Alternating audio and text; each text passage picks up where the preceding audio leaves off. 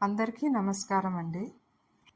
శ్రావణ మాసంలోకెల్లా ముఖ్యమైన పండుగ వరలక్ష్మి వ్రతం. 2024 సంవత్సరంలో శ్రావణ మాసం ఆగస్టు 5వ తేదీన పాడ్యంతో ప్రారంభమై సెప్టెంబర్ 3వ తేదీ అమావాస్యతో ముగుస్తుందండి. శ్రావణ మాసంలో పౌర్ణమి ముందు వచ్చే శుక్రవారం నాడు వరలక్ష్మి వ్రతాన్ని జరుపుకోవడం మన ఆచారం. ఈ సంవత్సరం పౌర్ణమి ఆగస్టు 19వ తేదీన వచ్చిందండి. శ్రావణ మాసంలో వచ్చే పౌర్ణమి నాడు రాఖీ పౌర్ణమిగా కూడా మనం పండుగ జరుపుకుంటామండి. ఆ ముందు వచ్చే శుక్రవారం 16వ తారీఖున పడింది కాబట్టి ఆ రోజునే వరలక్ష్మి వ్రతం జరుపుకోవాలి. ఈ రోజు తిథి విషయాలను చూసినట్లయితే ఏకాదశి తిథి 16వ తారీఖున తెల్లవారుజామున 5:50 వరకు ఉంటుందండి. ఆ తర్వాత వచ్చిన ద్వాదశి తిథి 17వ తారీఖు ఉదయం 5:18 వరకు ఉంటుందండి.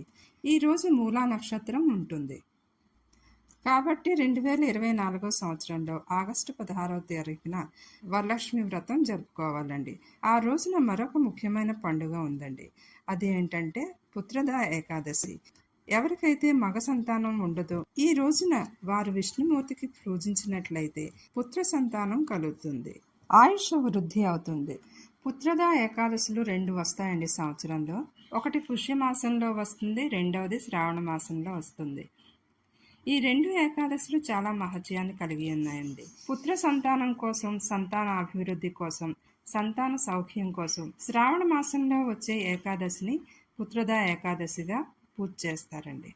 వరలక్ష్మి వ్రతాన్ని ఏ సమయంలో చేసుకోవాలి, శుభ సమయం ఏంటో ఇప్పుడు చూద్దాం. 16వ తారీఖు ఉదయం 4:20 నుంచి 8:02 వరకు చేసుకోవచ్చండి. ఒకవేళ ఆ సమయంలో చేసుకోలేకపోయినట్లయితే 9:08 నుంచి 10:20 వరకు చేసుకోవచ్చండి. అలాగే మధ్యాహ్నం పూజా సమయం 1:30 నుంచి 3 గంటల లోపల చేసుకోవాలి. సాయంత్రం పూజా సమయం 5:10 నుంచి 7:20 వరకు ఉందండి.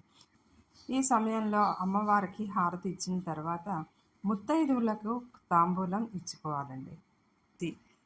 ఫ్రెండ్స్, ఈ వీడియో మీకు నచ్చితే ఒక లైక్ చేసి సబ్స్క్రైబ్ చేసుకోండి. అలాగే షేర్ చేయండి, కామెంట్ చేయండి. Thank you.